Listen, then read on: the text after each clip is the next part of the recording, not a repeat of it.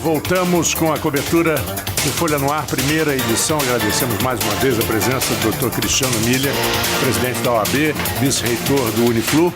E voltamos com Aloysio Abreu Barbosa e Arnaldo Neto. Nós temos algumas ainda matérias interessantes que a gente pode até ter um papo rápido. Acho que pode estar... Se você mudou de microfone. Mas é porque o dali tá meio baixo, né? O pessoal tá mandando mensagem aqui que o outro tá meio baixo, a gente tá resolvendo essa situação, ainda. Então, no último bloco... durante o nosso programa, eu recebi uns 3 telefonemas, pessoas falando exatamente sobre o comentário que estava sendo feito naquele momento, ou por Aloysio, ou por Arnaldo, ou pelo Dr. Cristiano. Isso é um sinal excelente. Telefone e rádio, né? É o principal feedback. E aqui fica nas mensagens também. Fica o pessoal, fala mais alto um pouquinho, mas ali nós estamos ajeitando ali a questão do... É um microfone que está questionando. Não, mas aqui só para trazer como destaque, a gente passou muito rapidinho, acho que é a obra do Palácio da Cultura, né? Acho que é uma questão importante, o anúncio dessa retomada para a segunda quinzena de abril, ainda este mês. Vale lembrar que já tivemos outros lançamentos de datas para retomar e a gente ficou em cima, sempre, questionando quando ia voltar, mas é um processo aí de meio que de indenização, então é uma questão que está ainda sendo fechada, né? O Zé Paz atua bastante nisso. Zé, tem também o projeto que está sendo tocado com a Segov, com a Fundação Cultural Jornalista Silva do Lima, com a Segov, a Secretaria de Governo, que é mesmo, quer dizer, além das obras serem retomadas, ali no lado, você na Pilinca, no lado direito, você Palácio da Cultura, no lado direito tem um anfiteatro ali. Sim. Então, em frente à Santa Casa, que você diz. Não, do lado. Você está na Santa Casa, você está de frente para a Palácio da Cultura. À direita. Tá. À direita, na rua da delegacia. Uhum. Tem um anfiteatro ali. E antes enquanto as obras internas estão sendo feitas, antes do prédio ser aberto, que se reabra aquele anfiteatro ali para fazer promoções, eventos culturais, animadores culturais, shows de música. Eu acho a ideia muito boa e, enfim, Campos precisa movimentar realmente o setor cultural, né? E quem vai estar aqui também no Folha no Ar, daqui eu acho que... No dia 26? Dia 26, não, 26 é Adriano Moura, né? Adriano Moura abre...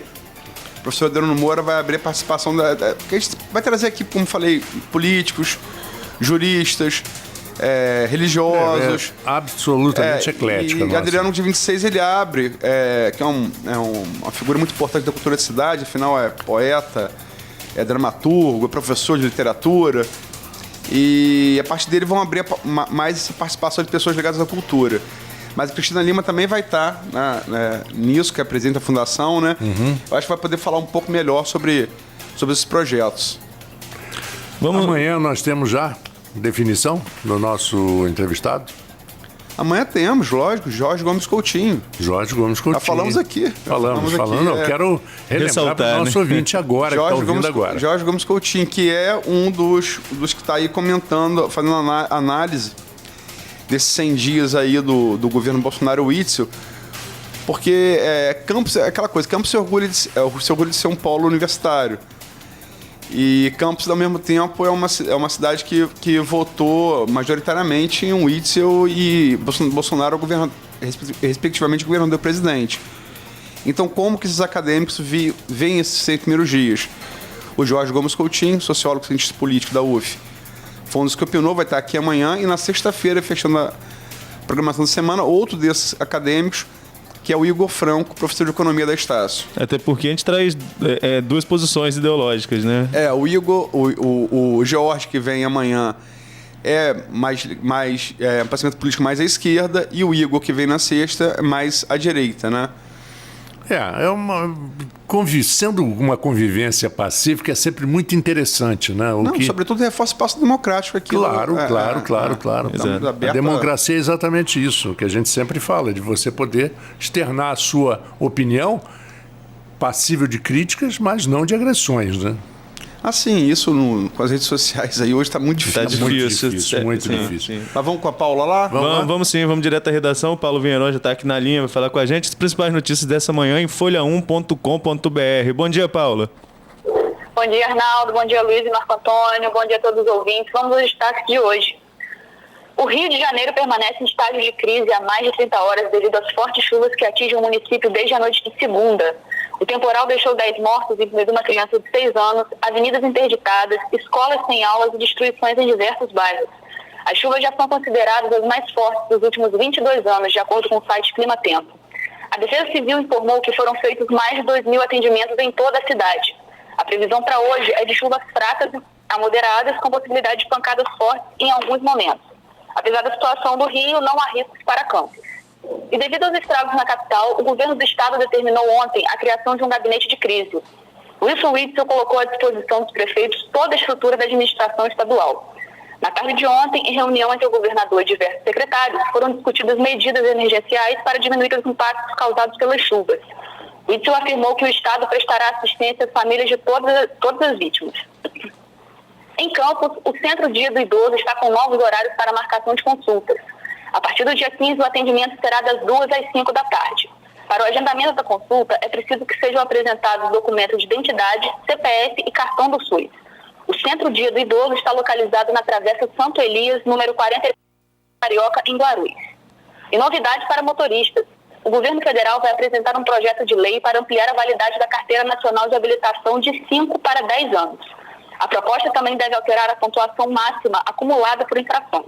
Atualmente, o máximo é 19 pontos. Detalhes do projeto foram apresentados ontem pelo ministro da Infraestrutura, Tarcísio Freitas. A proposta de ampliar a pontuação máxima e o prazo de validade da CNH é uma promessa de campanha de Jair Bolsonaro. De acordo com o governo, o aumento da pontuação não vai flexibilizar a punição a motoristas infratores. E hoje é o último dia para pedir a isenção da taxa do Enem. Estudantes podem solicitar o benefício pelo site oficial do Exame Nacional do Ensino Médio, na página do participante. A taxa de inscrição desse ano é de R$ 85. Podem solicitar estes benefícios alunos da rede pública, bolsista integral da rede privada e pessoas em situação de vulnerabilidade socioeconômica. Os pedidos poderão ser feitos até às 11h59 desta noite. Essas são as principais notícias desta manhã. Voltamos ao longo do dia com mais informações direto da redação. Bom, estamos de volta. Só para dar um encerramento, Aloysio.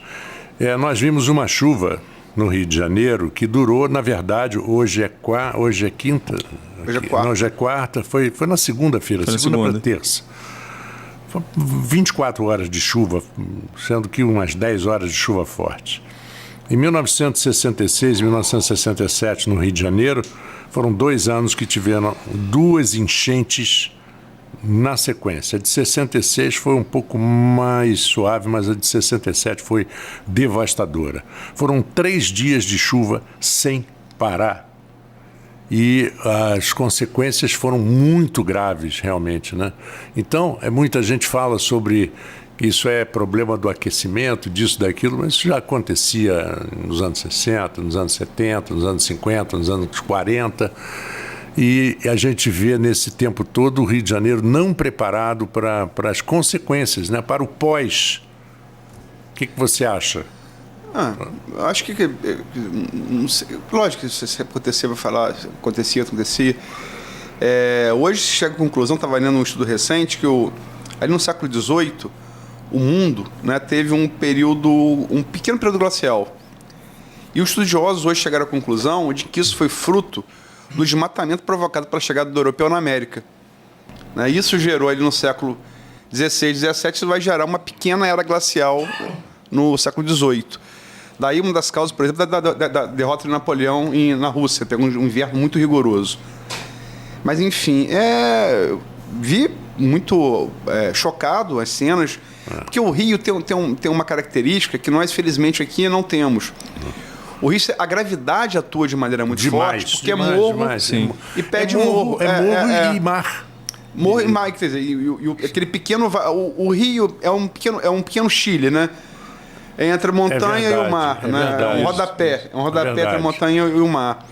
E aí a gravidade torna um problema que, felizmente, nós aqui temos outro problema, que é... Campos é toda construída sobre alagadiços, né? A partir da chegada do português aqui no século XVI. E então o lençol freático, ele está muito próximo ao nível do solo. Então, quando chove em Campos, Alaga a água mina de baixo. Quer dizer, problemas diferentes. Mas o problema do rio, quer dizer, a gravidade, a água descendo morro abaixo, causa um impacto visual, né? Acho que a gente, pela televisão, imagina para quem esteja vivendo aquilo ali, é traumático. Muitas coisas mal feitas também, às vezes um calçamento mal feito, um asfalto... Mal feito é a ciclovia, né? Quatro episódios em 2016, 2017, no ano passado... Mês passado, agora de novo, já teve né? a famosa piada, né? De que o Tim Maia mandou um recado lá do além, né? Para os amigos. Eu aguentava ressaca. Eu aguentava ressaca. É complicado. Tira meu nome daí, pelo amor de Deus. Complicado. Inclusive, em 2016, eu estava de plantão nesse dia, foi feriado, se não me engano, feriado de Tiradentes. Uma das vítimas era campista, né? Era um campista daqueles que nasceu em Campos e foi para o Rio, mas foi até dado destaque à época porque era de Campos, na primeira queda da ciclovia, as vítimas ali, entre eles tinha um campista. Próximo da Olimpíada, né? Nós estávamos... Foi em 2016, Foi né? em 2016, eu estava exatamente trabalhando na cobertura da Olimpíada. Agora, Marcos, me permite só puxar um outro tema aqui que a gente não discutiu ainda, a gente falou ontem, sobre a questão dos royalties, que é muito importante aqui para a gente. Não se tinha um entendimento da fala do Bolsonaro da redistribuição.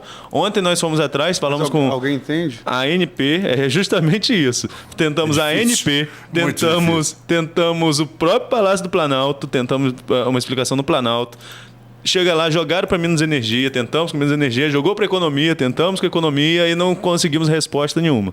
A única resposta que a gente teve, o prefeito Rafael Diniz, destacando também, está em Brasília, na Marcha Nacional dos Prefeitos, inclusive para consolidar, junto com os prefeitos produtores, um posicionamento mais firme. Só se me permite, Fátima Pacheco, que também vai estar aqui no início de maio, no Folha no Ar, também está na Marcha dos Prefeitos. Justamente. Prefeita de Quissamã. E eles precisam articular um posicionamento mais firme dos prefeitos de municípios produtores de petróleo com relação àquela liminar do STF que pode realmente redistribuir os royalties, fazer uma redistribuição e quebrar os municípios que são produtores de petróleo, que ainda são extremamente dependentes dessa receita.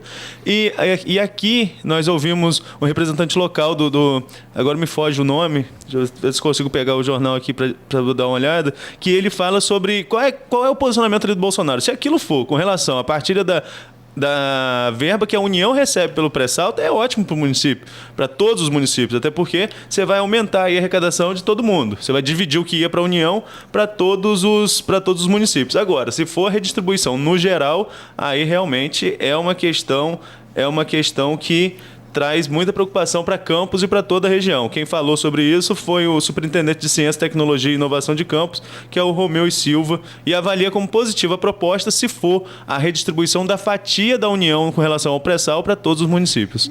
Parece ser, esperamos que seja, até porque confirma essa tendência do Bolsonaro de rever um pouco o Pacto Federativo no sentido de deixar mais verbas com os municípios e os estados, né?